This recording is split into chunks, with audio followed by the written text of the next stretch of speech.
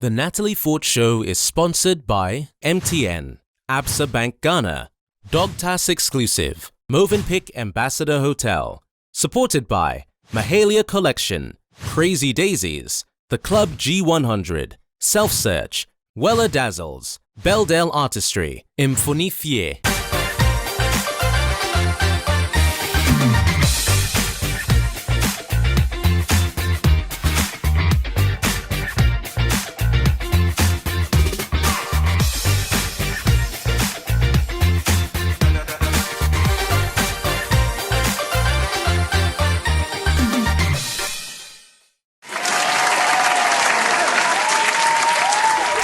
Hello there and good evening to you. You're welcome to tonight's episode of the Natalie Fort Show.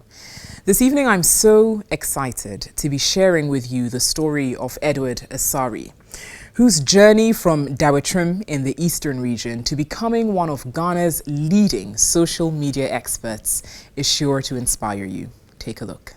Edward's brief.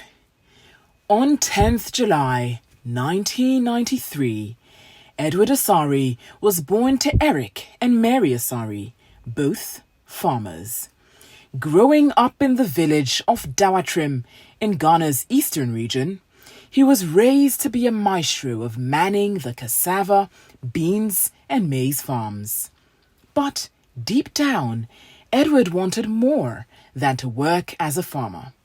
It all began with a mobile phone and internet access, available only on top of a specific hill in Dawetrim, where he unexpectedly found fulfillment and hope, discovering his knack for social media and digital marketing. Edward Asari, thank you so much for being a part of this. I'm really looking forward to our conversation this evening. You are welcome, Natalie. You know, when I think about you, the first time we met was back in, 2016? Thereabout? Yeah. And you were starting your career as a digital marketer, and I gave you permission to help me with my pages, right? Yeah, right. And your career sort of began after that. How has life been for you since? It has been great. It has been one success after the other. And I'm really glad about how far God has brought me since that time. And I think, even though I didn't want to start off, or I didn't want to start as a social media manager, or I didn't want to be a social media manager, as I went along the journey, I started enjoying it, and I found my purpose in that field. And I'd like to ask this question. What's the state of your life right now as we speak? The state of my life, I think this has been my best state so far since I was born. Since you were born? Yeah. Wow. Just like I told you, it has been a success story after the other, and I'm just patient to see how the future turns out to be. Why has this been the best state since you were born? I think I'm doing something that I love to do. You understand? And I remember one time I was having a discussion with you, and I told you I'm going to write an exam to become an accountant. I remember. And you asked me, are you sure that's what you want to do? Because somehow you could see that, Edward, that's not what you have to do. But you didn't really say it, but your response to me kind of made me think that that's not what I should focus on. Of course, I got a job to be an accountant, and guess what? I stopped the next day. I didn't go to work again because I couldn't see myself doing the work in the long term. But I just find joy in posting content online, writing PR articles, trying to send out information out there to people. I'm very curious about how these social media platforms work, and for some reason, the moment I put my hand on any account, it just flourishes, and I just like that part about me. Yeah, I totally agree. Now, let's go some years back, right? What sort of a childhood did you have? I had a very loving home. I was born to a man of God called Pastor Eric, and a farmer as well, and this lovely woman, may her soul rest in peace. So I was born in a very loving home. My parents showed us all the support that we needed They gave us the best education, even in a village where we grew up, where there was no light, there was no access to good roads. The only time you could actually see TV is when you come to the urban area. My parents made sure that we never lacked. Anytime they go out to the urban centers, they send us there.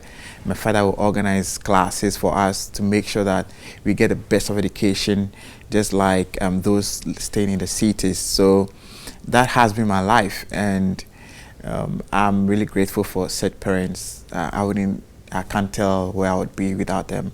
Tell me more about your village and what life was like on a day-to-day.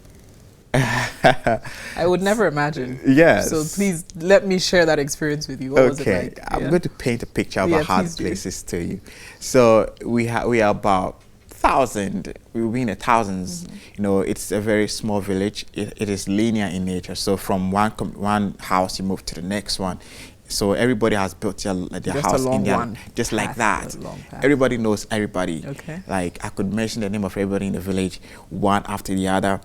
And it's more or less like a family kind of thing. You could go into anybody's house and play there. The houses were made with mud. The main occupation there is farming. So everybody would wake up in the morning and then go to their beans farm or their cassava farm or their corn farm. That's what we do on a day-to-day basis. And we have this school there where other surrounding villages would come to our community for school, and then the clinic is in another village. So it's more or less like they've scattered the resources and the facilities in various villages, such that every community has a bit of everything. So my community had a junior high from basic school to junior high school. So that's basically life there for me. And when I wake up in the morning, sometimes you go to the farm, you come back, and then you go to school. Wait, so you go to school after going to the farm? So it depends. Sometimes you wake up in the morning and then maybe you hadn't finished the work you started in the farm the other day. So you go to the farm and then you go and do some work, come home, you come and dress up and then go to school. If you are getting late, you go to school. When you come back to the house, you go to the farm, because that's our main occupation there, economic activity there. That's the only means we use to get money. Yeah, so that has been my life for me and my other siblings as well. What school did you attend there? What's the name of the school? The Roman Catholic Basic School. Did you ever see yourself getting out of the village?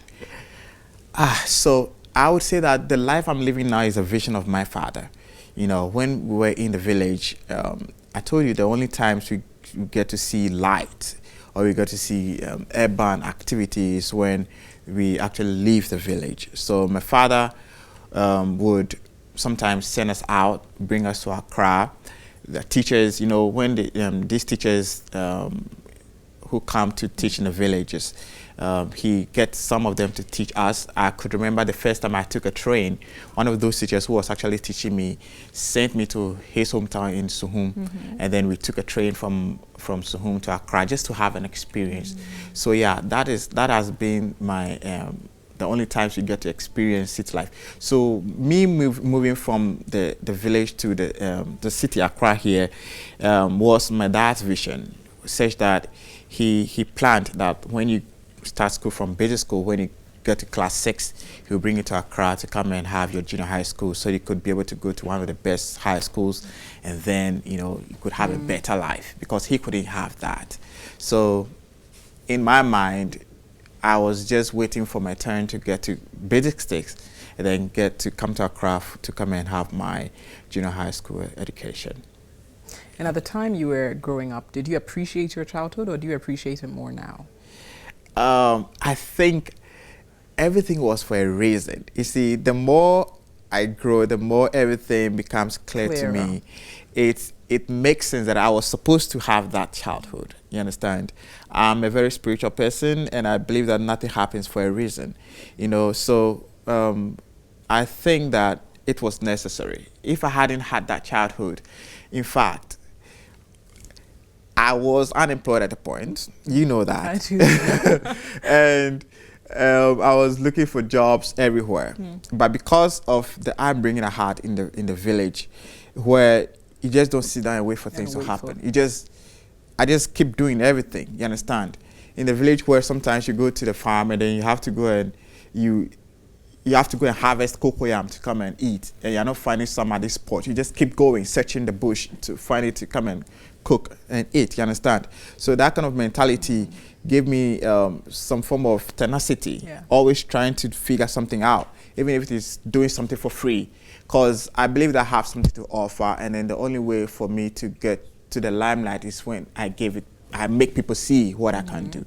So I would say that growing up in the village has been instrumental from who I am now, because I would say that at a point I started sharing my story, you understand, and then sharing my story made people realize that, oh, you could actually start from here and then get here. Absolutely. Yeah. What's your relationship like with your parents today? It's great. My father is a kind that is always concerned about how we are doing. He's always checking up on us. He's always asking questions as to what we can do to even get better and better each and every day. And I would say that I grew up being loved. I'm a loved kid. And you know, when you are a loved person, the way you see the world is different, you understand? So it's great having someone like my father. Unfortunately, he's the only one I have now because I lost my mom when I finished junior high school. Yeah, so he has been doing a marvelous job. Yeah. And how do you find that love has shaped you? Because of how he relates with us. Would you say love or money in that sense? You know, a lot of times when you're young and you're growing up, and obviously love is key, right? But there are a lot of young kids who desire other things, right? Young kids want a lot of toys, they want the big homes, a number of times, not all the time, but many times.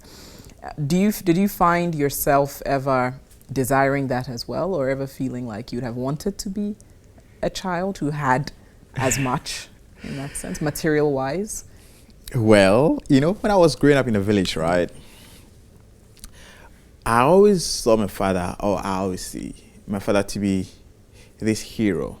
You understand? Because he does whatever he has to do to make sure that we are happy. I got the toys, I got the footballs. In fact, the whole neighborhood would come and play my football. You understand? Wonderful. He's that kind of father. And even though the cities, they give their children more than we had, I think I was content enough to have all of that. And what I noticed was that he's more concerned about our development, our personal development. So he would buy us books. You would read a book and then write a summary of the book for him. We had junior graphic. So way back in the village, in Dawatrim, I knew what junior graphic was. Wow. I'm sure there are some kids in Accra here who don't even know what junior graphic is, or they've not even read it before. Yeah. But those days, he would buy us junior graphic, and we would read it, and sometimes the puzzles, talk to Auntie Betty, all of those, I read everything.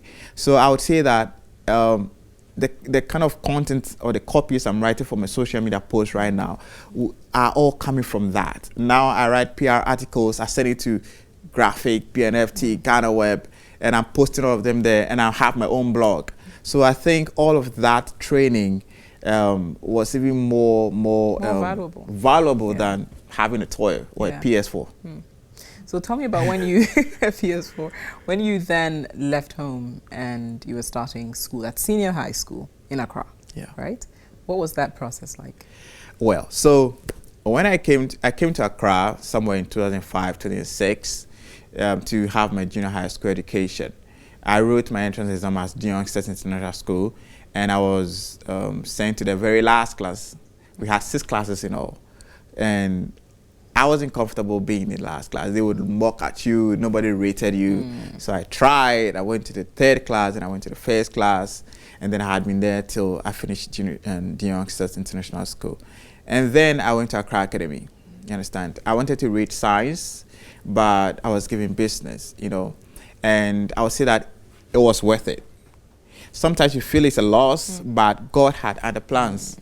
And whilst at Accra Academy, after every vacation, I go back to the village to go and help on the farm. I'm the first son. So most of the farming activities, I spearheaded, I lead it. I could spray a whole acre of several acres of land in a day. And you know, Eastern region is very mountainous, so we feed the water from the valley. They go all the way up. I have pictures of all of that I would share with you. With my junior brothers, instructing them, hey, bring this one, bring this one, spraying a whole land, sow the corn, we harvest it, and that's what they use for the feast and everything, you understand? So that has been my life there. But then when I come to Accra Academy, I don't want anybody to know where I'm from. Why? Because I was so shy. I don't want... You were embarrassed, shy? You could say that, but now I'm not. Yeah, I can tell you're not. Yes, I didn't want anybody to know. Why were you embarrassed? What was shameful about it to you at the time? No, all my friends. They're from cities. You know, most of the guys in Accra Academy are from Accra. You know, all those Accra boys. And I'm from in a village somewhere. I don't want them to know. And the way I talk, sometimes I could speak a certain way. Some even think I came from the UK and I came to... So some of them thought you even came from abroad. Yes, even when I was in junior high school. You didn't choose to change that story at the time. No. I was happy. You let them run with it. Okay. I was happy about it. You know, sometimes, you know, when I was even in junior high school, when they come and sack school fees, and then my teacher be like, oh, his daddy hadn't sent the money from abroad, so that you never told them. I'm like, yeah, it's an assumption. Exactly. Oh my. I never blew my cover, you know. Wow. And I was enjoying that. I never posted any picture of me in the village. You understand? I would only close friends of mine. So few close friends. Yes. You had close friends who knew. Exactly. Knew where I'm from. Apart from that, nobody else would know that that's where I'm from. Just that when you get to vacation, you'll be calling me, you can't get me because I'm in the village and there's no network. But they didn't know where you were. Yeah, maybe I'd gone to America and that I'm you've using my returned US to number. the States. Oh my God. Yes. Do any of them know now? I mean, I'm sure they will. I've posted it all over the place. What were some of their reactions? Now that they know. Have you gotten any reaction from any of them? Yes. They were like, what, Edward? Really? So this is what you're going through? Like they see me on the farm and I was carrying all those, the knapsack with my brothers and my clothes are not really good. You know, and when I come to Accra, I like to wear my suit and my tie. And they were like, so this is where you're actually like, from. Yeah. But now I'm not really sure about it. I think one important thing in my journey is coming to accept who I am. You know, when you get to a level where you accept who you are for who you are, and nobody's opinion about you really matters to you, that's the greatest level of freedom you could ever experience in life. So you're able to fly like a bird because you feel so free because nobody's opinion, like what you say about me now don't really matter because this is who I am. And you're living in that authentic Exactly. stuff. Yeah. But Natalie, you knew. Like I know, but I didn't mind, and I don't see why anybody should care. Exactly. Honestly. Exactly. Yeah. But I was hiding it from people, and because I thought they would judge me. I thought they would not rate me. I thought they would say, oh, okay, so it means you don't really have anything to offer. But someone like you, a few people really saw that life of mine, and they're not so polished, Edward, and they could see that, okay, this guy has a lot to offer regardless than where he came from, despite where he came from. Exactly. Yeah, absolutely. And you, I mean, it's clear that you sharing that story has made you even stronger, even more powerful, has made people want to associate themselves with you even more. It made your story a lot more inspiring, right? Yeah. And you know, when I started working with you, I told you that you are loved. Yeah, you are a social media darling. People would just love you, and I think it's a gift that God gives to people. You understand? And I think I have that too. But then I was hiding, and then I got to one time I sat and I was like, "Yo, Edward, I do social media strategies for people, and I make them so lovable." Yeah. And I was like, "Why don't I do that for myself?" And I was like, "Okay, let me just do it for myself." And I just started treating myself like that. I started giving all the love to me. To yourself. And exactly, wow, and then. I love that. I really. And that's what happened. People started gravitating towards me. Yeah. Of course, not everybody will love you. You know, despite all the positive things I post, there would still be some people come and say some nasty things beneath your post. But we move regardless. Right? I've come to a level where no negative comments really matters to me anymore. Yeah. Yeah. I get that. So now you've moved, you're still working in social media, but tell me about when your professional career began within the social media sector. 1st April 2016. You remember the date? It was April Fool's Day. Yes, it was April Fool's Day with one media house, and that's where it started. So the very first day we finished the interview, they asked me when I asked them when am I going to start work. They said the next day. I was level 400. I hadn't even finished with school. But then before that, I was very active on social media. I would wake up in the morning, even before that, and I'll tune into any radio station. And Natalie, I'll be live tweeting what's going on you're not doing it for a company. No, I will just wake up in my room. My roommates know that. They know that I'm very I'm a fan of social media. I'm very curious about how it works. I like to create narratives. I like to tell stories for people to relate with. You understand? So if you go to all my social media pages, you see that's what I'm doing. I see that. Yeah. So that's what someone saw. They recommended me to do that. So I would wake up and be live tweeting. So whilst I was doing that, people were watching. So this goes out to anybody out there. Like, people are actually watching you. You understand? So you have to, whatever you're doing, just do it well. And one thing about me is money don't move me. I'm very, very interested in adding value to myself. Because the more valuable you are, the money is going to come. The money comes. You understand? So that's why I started my career. And then they asked me to bring another person who is as good as I am. So I brought my friend who's called Richard Notoko. You know him as well. And we've been working in that space till now. So from there, I went to do my national service. Unfortunately, I was not maintained as national service personnel. I was posted all the way to Jarapa in the Upper West region to go and teach. So I was teaching at St. Francis Girls Senior High School. I saw that you taught briefly. How long was that? It was for a whole year. A year, of course. You understand? So I didn't want to go, Natalie. It was an election year, and I wanted to be in Accra. When I called my friend, hey, where are you? Like, oh, I'm in this limited in Accra. This limited. Then where are you too? Then I'm like, I'm in the Upper West region. You know? That's what you say? Exactly. It was not a good feeling. You know, when I checked and I saw where I was posted to, my heart was beating. I was like, oh my God. My dreams are just slipping out of my hands. Like, I'm in this nice place, and now look at where they've sent me to. I tried so hard to change it. And what was that year like? You were teaching at a girls' school. A girls' school.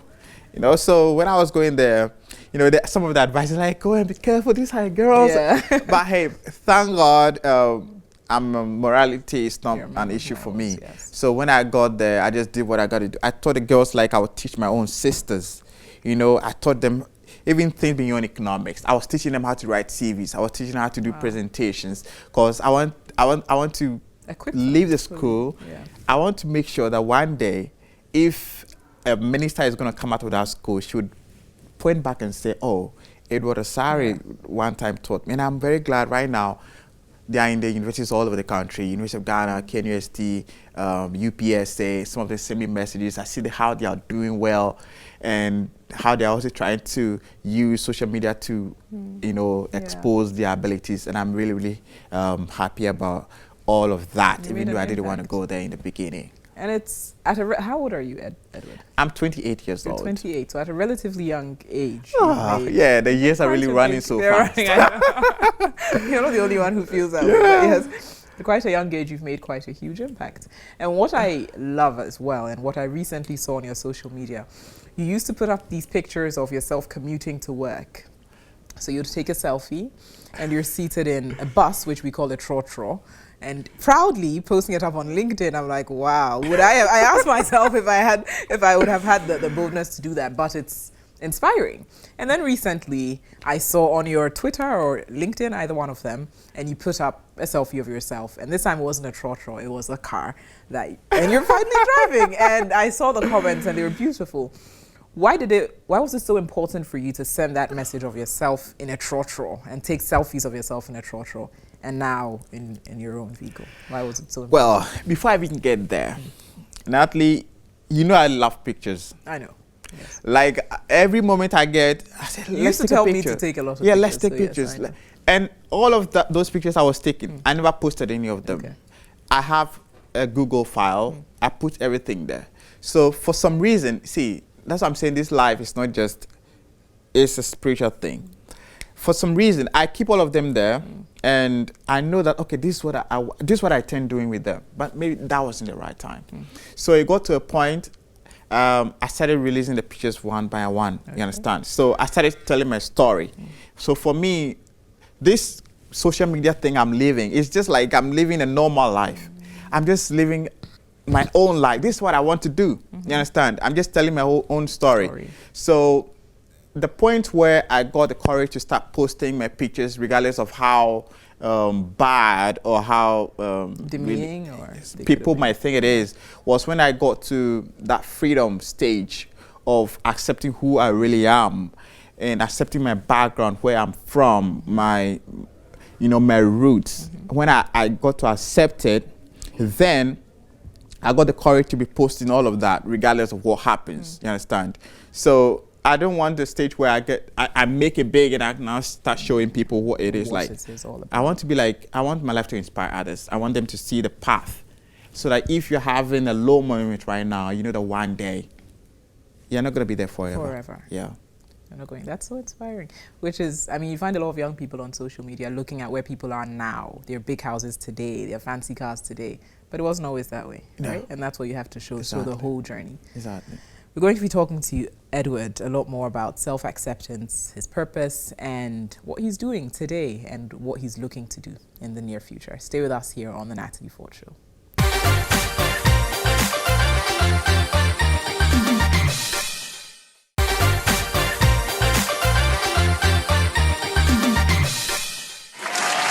Welcome back to the Natalie Ford Show, and I've been speaking with Edward, a good friend, a leading social media manager in Ghana, and really an expert in his field whose journey has been quite an inspiring one. You were talking about how important self-acceptance is to you and portraying the journey on social media, right?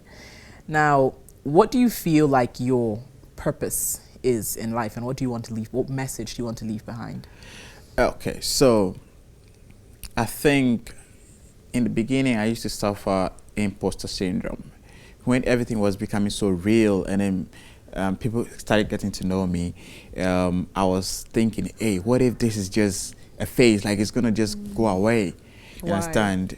I don't know, because when you're from all the way down there and then things are beginning to look good, you be like, hey, what if this is just real, like what if what if I'm just what if it's not real? What if I'm a fake? Like what if people realize that after all he's not he's not really what he thinks he is? But I have to get out of that, you understand? I got to realize that I'm actually good at what I'm doing based on the results I have been able to achieve. So I have things to actually show for them. Okay, so my purpose has to do with, I'm trying to, number one, I'm trying to communicate. So I'm now seeing myself more like a communicator, you understand? And someone who communicates corporate-wise, somebody who communicates hope to people. So I want my whole life to more or less like show people that there is hope, you understand? In as much as I'm doing all of this branding, online branding for companies and individuals, I'm trying to use myself as well as an influencer in that field, somebody who could actually rise from the bottom and then go all the way up just by using social media. Simply by using social media. So what does the next stage of your life look like? So that has been a question that has been very difficult for me to answer. I'm somebody who is very, I like to live in the moment, you understand? I like to cross the bridge when I get to it. It is very difficult for me to determine, like, okay, in the next 5 years, I'm going to be this, you understand? Or that. Look, I'm 28 years old. I thought maybe I'd be married by now. You thought you would? You mentioned that to me once. But look at where we are, man. You have time. But I think the future is very exciting. Well, I didn't really see myself at this stage of my life right now. But look, I'm really happy right now. And I think the next few years is going to be really more exciting. I think it's going to get better and better by the grace of God. Yeah, so just watch out. I just don't want to let the cat out of the bag like that. You know what I'm saying?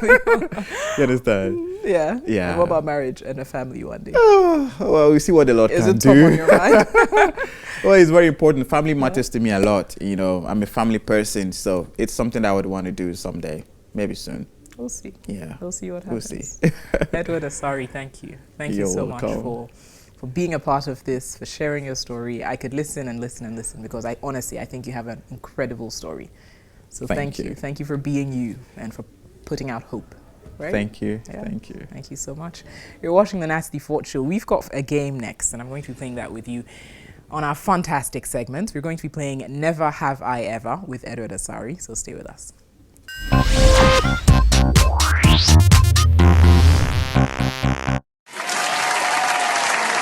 Okay, Edward, so it's time for our fantastic segment. Okay. And on this segment, we just play a simple short game with our guest, okay? And so tonight's game for you is Never Have I Ever. You might be familiar with this game, but if you aren't, I'm going to mention some statements to you that I have in front of me. Now, you're expected to let us know if you have done it or if you haven't. Now, this is how. When I say never have I ever, whatever it is, if you haven't done it, you'll just affirm that you haven't done it, okay? If you have done it, you'll take a sip of the juice that has been provided for us by Movenpick Ambassador Hotel, okay? So that's the game. Shall we? Yes. Ready? Let's go. Okay, it's a very simple game. Never have I ever been on a blind date. Yes, I've never been on a blind. You've never been on a blind date, okay? Never have I ever gotten a tattoo. I've never gotten a tattoo. Never have I ever shoplifted. I've never. You look so uncomfortable. Never have I ever cried about a heartbreak. Oh, you have. Oh, family man. Yeah. You have. It is well. It's well. It's well. Trust me, it's well. Never have I ever. This is the final question. Re-gifted a gift. You have. Oh my. Well, that's it, Edward. Yeah. Thank you so much. You're welcome. Thank you so much yet again You're for being on the welcome. Natalie Ford Show. And cheers to your future and success and everything. Cheers. Yeah. Thank you. You're live here on the Natalie Ford Show. We've got a lot more coming up for you shortly. Stay with us.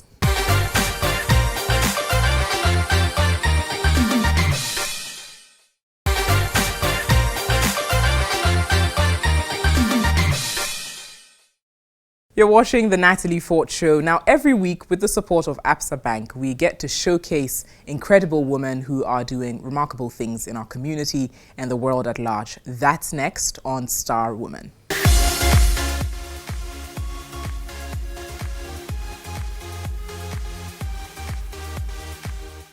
I will touch on 3 key misconceptions about women in banking and finance. The first one is we are perceived as women who don't have balance. And I think it is so because of the nature of our work. You know, it entails a lot, and it is conceived that if you work in the banking sector, you don't have time even for your family, and then also for other aspects of your life. But that is not true, in the sense that there are women who have actually managed their lives so well in that sector, and they are in control of their career and other aspects of their work. The second one is that they think we are rich. And I like that, you know. And they think that because we work with money, we are rich. And then the third one I will touch on is that they think that we can't get stuck in our career because of the routine nature of the kind of work we do. Now, the word balance comes up quite frequently on women platforms that I have been privileged to speak on. And Natalie, I tell those that I speak to that I find it difficult to believe that there is ever a balance where you are able to achieve a balance in all aspects of your life, because there are several aspects of our lives: our spirituality, our career, our finance, our social, and other stuff. I think that a woman achieves a balance when at a certain phase in your life, you are able to identify the very important aspect of your life, and you are able to create time to focus on that area. So for example, currently in my life now, The 4 key most important things to me is my family, my career, my personal development, and then my spirituality. And I intentionally and deliberately create time to touch on all of these. Once I'm able to do that, I feel I have balance. Exactly. At every phase in my life. There will be times in your life where, family becomes so important, so you channel most of your time to family. And then there would also come a point in time where your career is so key and you want to focus a lot more time, but you touch on other aspects of your life as well. If you don't, then your life sort of is skewed towards just one aspect of your life, and that is not good enough. Wow. I would give her a lot of advice and counsel, but for the sake of time, the first one is I would tell her to make God the center of her life, to trust God with all her heart, not to lean on her own understanding, but in all her ways, she has to seek God and God will direct her. Number 2 is I would advise her to take her personal development very seriously, because we are in a world that is changing every single day and driven by knowledge, driven by skills and expertise. The more you know in a particular field, the more skill you have and the more competency you are able to build, the higher your price and the more opportunities are opened to you. The third is I would advise her to be very wise when she's choosing her life partner, if she's not married then. Because Natalie, you are laughing about this, but the kind of man that you marry can either make you or destroy you. And we have seen a lot of young people who did not make wise choices regarding the man they marry, and their career has been halted. Okay, and the last one is I would advise her to choose the right friends, to walk with wise people. The Bible says that if you walk with wise people, you become wise. If you walk with smart and intelligent people, you become smart and intelligent. So these are some of the advice and counsel I would give my young 25 years old self. Yeah. Natalie, thank you for asking that question. In February, I was privileged to be recognized and awarded the Best SME Personality of the year 2021. And then also the Financial Inclusion Personality of the year 2021. Thanks to Joshua Obwam, it was actually conferred to me by African Women in Banking and Finance magazine. And I thank that young man for discovering me and showcasing me at that level. And then in the month of March, I had the opportunity to also take the Corporate Leadership Excellence Award in Dubai, and that was also organized by She Awards. And the beautiful aspect of that award is that in one room we had beautiful, intelligent, smart, amazing women, gorgeously dressed for the occasion, and I just loved the whole program and the whole event, and I enjoyed it, to the latter. So this year, these 2 key events that have happened in my life were really fulfilling to me.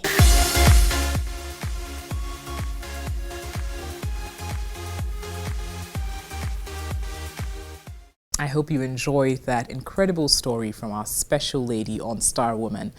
Now, the millions of Ghanaians who wake up every day to work hard and put food on their table, we seek to celebrate you, and that's next on Proud of My Hustle.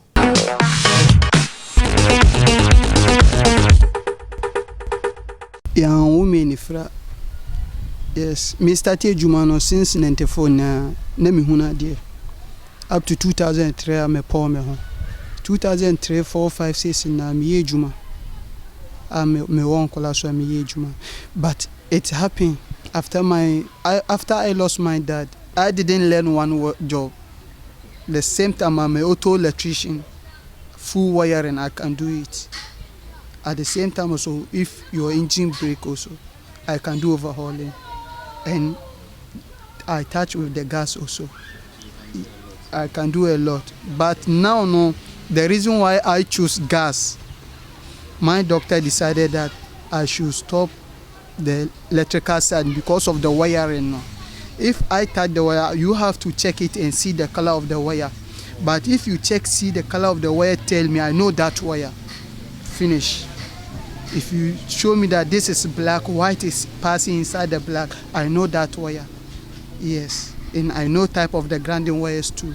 Every type of car, I know the wire.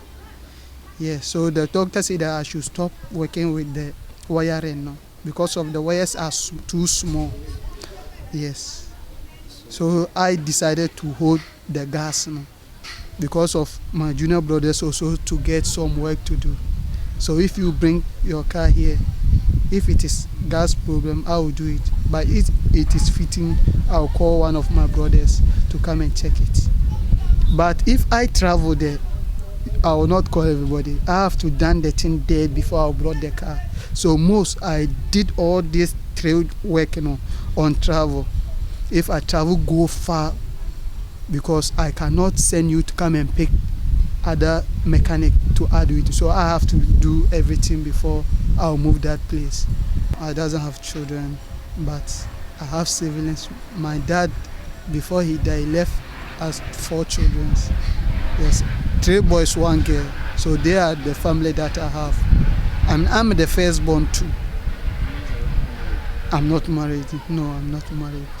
Now all my boys that I have, they passed. First they are 4. All of them have been passed. Yes. If it is critical for me to take one of the boys go, you will hold something to me. I just call the person, you just come and pick the tools, then we go. Because we are here as a brothers. Now I hope the car is more coming, and it is more coming. It's coming with gas too. So I'm praying to get more cars, more customers, so that I hope that it will help me a lot. It just be a like miracle wonders. If somebody have a car using a gas, or you want to fix a gas inside car, then say no, let me brought to this guy so that I will know either he can work. People are saying not here. Even if you enter Bema Camp, I work a lot of people there. You find me at Kaokudi gas filling station, or if you say Kaokudi Park. The name of the work is Hamdani Best Motor Shop at Kaokudi gas filling station or Cultural Park. My name is Mohammed Hamdan Muniru. I am proud of my hustle.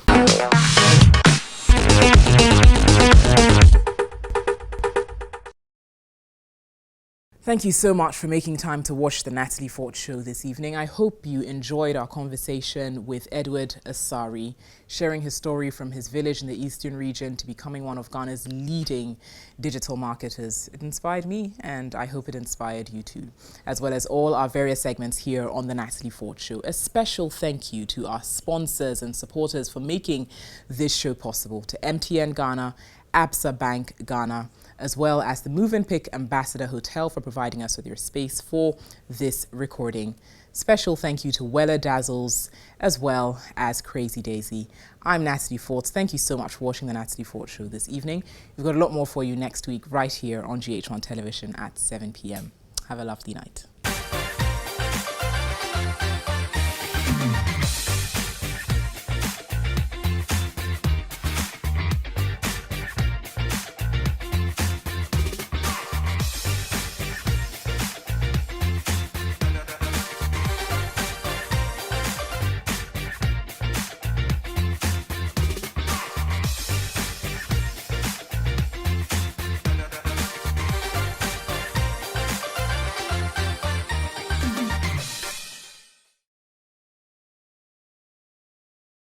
The Natalie Fort Show was brought to you by MTN, Absa Bank Ghana, Dogtas Exclusive, Movenpick Ambassador Hotel, supported by Mahalia Collection, Crazy Daisies, The Club G100, Self Search, Weller Dazzles, Beldale Artistry, Infonifier,